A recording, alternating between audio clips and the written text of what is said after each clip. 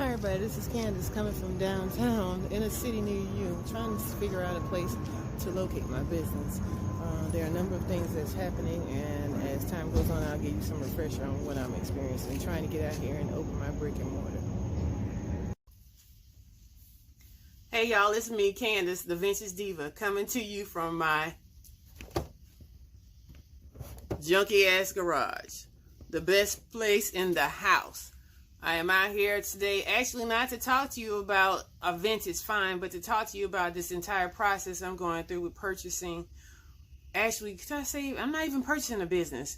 I'm actually trying to expand my business from online to brick and mortar. And of course, with anything, I run up against obstacles. I have, one, tried to not apply for a business loan because I listen to people all the time tell you that you don't use your money, use someone else's money. But they fail to tell you that when you're using someone else's money, that you're paying back that someone else's money. The someone else's money many of our counterparts use are typically their grandparents who left them an inheritance.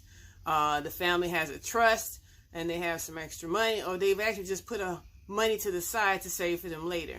And unfortunately, being a person of color, sometimes we don't always have those avenues. So we end up, one, and I always call it begging someone else to use their money, or trying to put money together from family members, what we can find or what we can sell to be able to stand us up a business.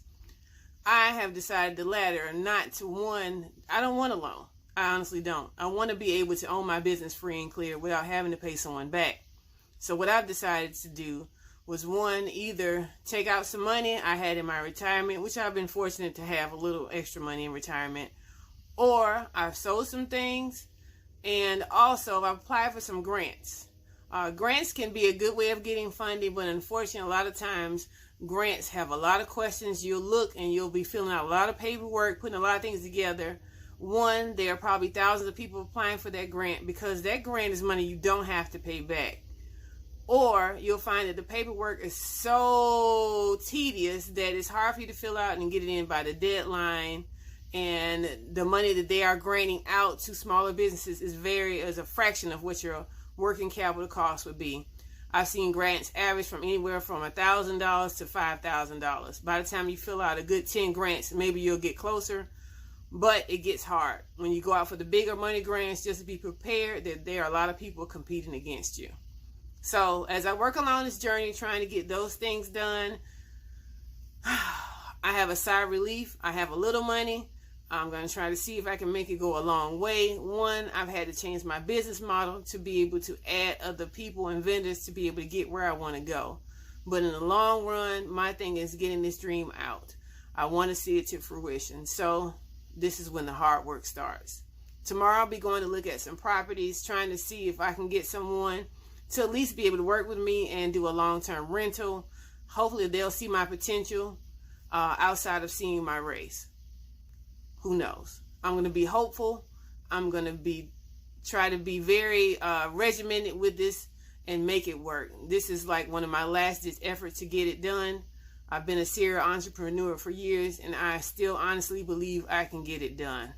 So I just kind of wanted to come with you today and share with you what was going on with me as far as, I'm giving you all the dreamy part of it. Yeah, we can talk about vintage. We can talk about the items that I have for sale.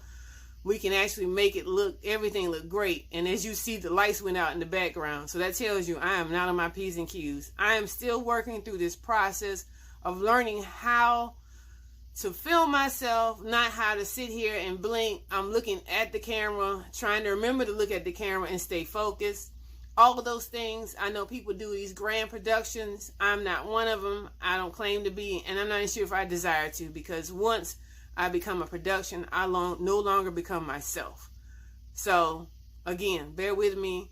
I want to be able to help you along the way on your dreams to get you there. I'll leave you with this tidbit. And this is what I keep posting on my refrigerator. My friends say my house looks like being Mary Jane. So guess what? I do have sticky notes posted. But this is my saying I've said to myself for a number of years. Be careful of naysayers who tell you you can't, because honestly, they hope you won't. Y'all have a good one.